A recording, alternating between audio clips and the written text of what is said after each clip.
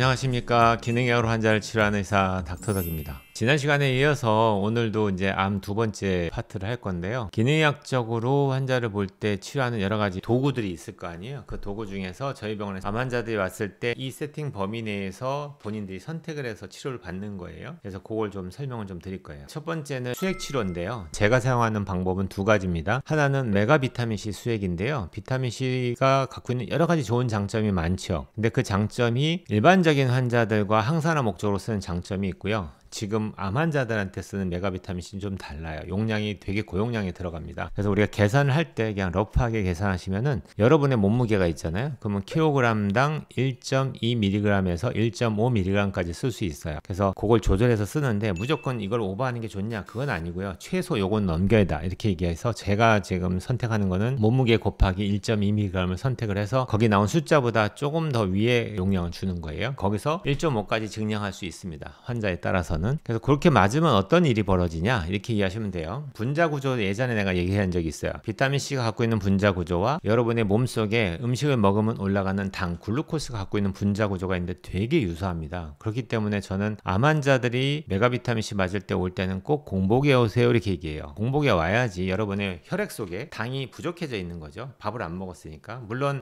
글루코네오제네시스라고 해서 당을 만드는 당 신생의 작업은 일어나게 되는데 그렇게 해서 올리는 양은 얼마 안 되기 때문에 밥을 먹고 확 올라가는 것보단 적겠죠. 그러면 잘 생각해 보시면 여러분이 먹는 모든 음식들을 여러분이 사용하기 전에 암세포가 먼저 쓰는 거예요. 그러니까 당연히 암이 먼저 크죠. 나는 암을 굶기고 싶은데 그래서 얘를 굶긴 상태에서 당이 부족한 상태에서 만약에 비타민C를 고용량을 투여하잖아요. 혈관으로. 그러면은 고용량이 들어가면서 암은 그만큼 똑똑하지가 못하다 보니까 혈액 속에 돌아다니는 당의 분자 구조와 비타민C의 분자 구조가 너무 비슷하다 보니까 비타민C가 당인 줄 알고 막 잡아 당기는 거예요. 그러면은 정상세포에도 비타민C가 들어가지만 암세포가 훨씬 더 얘가 독하고 욕심이 많기 때문에 훨씬 더 많이 들어갑니다. 그래서 정상세포는 비타민C가 좀 과량 들어가도 얘를 항산화 목적으로 쓰면서 얘를 다시 한번 여러 가지 다른 방법에 의해서 얘를 해결할 수 있는 방법이 있는데 비해서 암세포는 너무 단순해서 고용량의 비타민C가 들어갔을 때 산화 스트레스가 일어나면 얘를 해결할 능력이 없는 거예요. 그러다 보니까 고용량의 비타민C가 암세포를 파괴하는 효과가 나타나는 거죠. 그래서 이럴 때 또 필요한 게 산소기 때문에 저는 기본적으로 저희 병원에 오시면은 고용량의 비타민C를 놓을 때는 산소를 같이 줍니다. 그래서 이렇게 플랜이 짜지는 거죠. 요거 치료받으러 오실 때는 공복에 오시고요. 그 얘기는 치료받기 전 끼니를 굶고 오시는 겁니다. 그래서 오전에 오시면은 아침을 굶고요. 오후에 오시면 점심을 굶으면 되는 거죠. 그렇게 오셔서 맞으면서 산소를 투여해 드려요.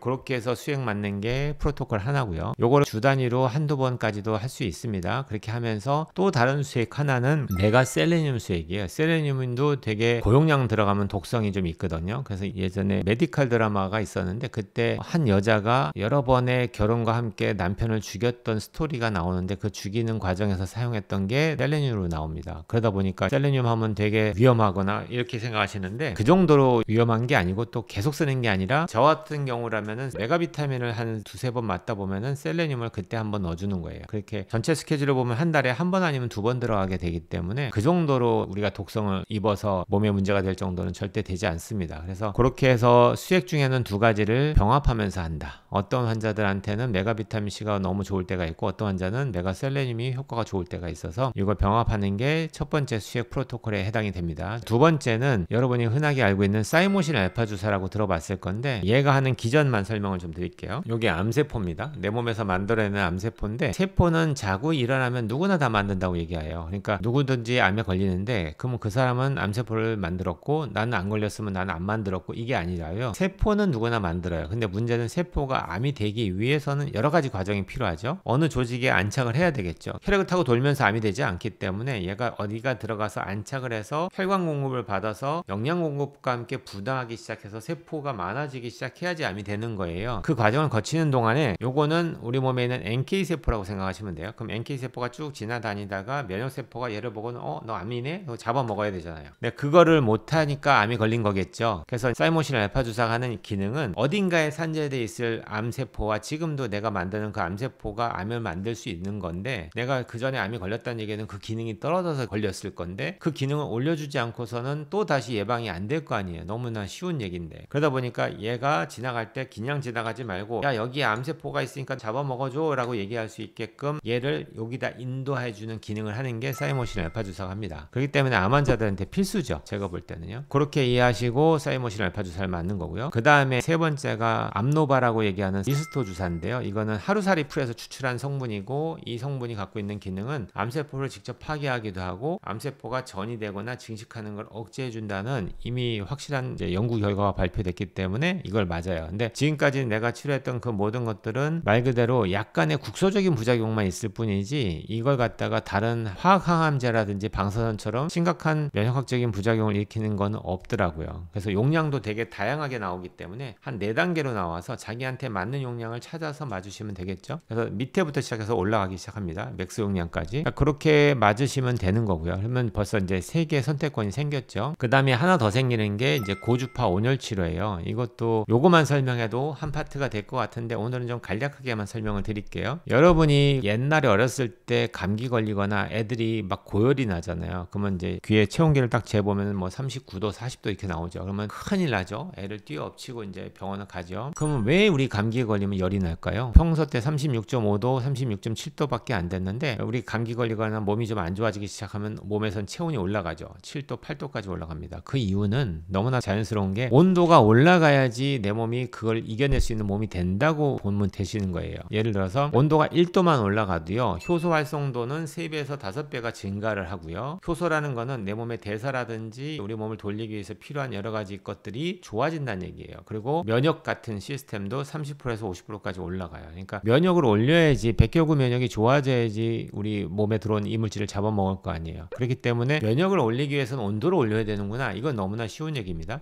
그래서 심부 온도가 낮은 사람들이 암에 잘 걸려요. 근데 심부 온도를 올리기 위해서 예를 들어서 사우나 한다든지 뭐 이렇게는 하는데, 그거는 표피 온도가 올라가는 거지, 여러분들이 사우나를 1시간을 해도 심부 온도 1도 올리는 게 무지막지하게 어렵습니다. 그래서 쉽지 않은 얘기예요. 그래서 스스로 열을 만들기 위해서 하는 게, 옛날에 뭐 등목하고 막 하라고 그랬잖아요. 피부를 갖다가 차갑게 하고 따뜻하게 하고 왔다 갔다 하면은 피순환이 좋아지면서 내 몸에서는 스스로 열을 만들어내기 위한, 그러니까 추위에 온돌방에 들어가서 전기장판 켜놓고 거기에 딱 들어가는 게 온도를 높이는 게 아니고, 저 같으면 오히려 밑에는 약간 따뜻하게는 할 수 있지만 차라리 안 한 상태에서 내 몸이 추위에 딱 들어가면 내 몸에서는 그 추위를 이겨내기 위해서 몸에서 열을 만들거든요. 그래서 자기 몸의 체온으로 이불 속이 따뜻해지게 만드는 게 오히려 더 건강을 지키는 길이라고 저는 얘기를 하는데, 그렇듯이 심부 온도를 올리고는 싶은데 그게 쉽지 않은 거죠. 그래서 이제 장비의 도움을 받는데, 이 고주파 온열 치료라는 거는 장비를 통해서 내 심부 온도를 40에서 44도, 뭐 42도에서 45도 그 범위 안에서 이제 움직이게 되는데, 그렇게 해서 내 몸에서 이제 심부 온도를 높이는 작업을 하게 돼요. 근데 생각해 보세요. 36.5도에서 42도 3도까지 올리게 되면 어떤 일이 벌어지겠어요? 우리가 만약에 건식 사우나에 가더라도 제 기억에는 뭐 70도 80도짜리도 있어요.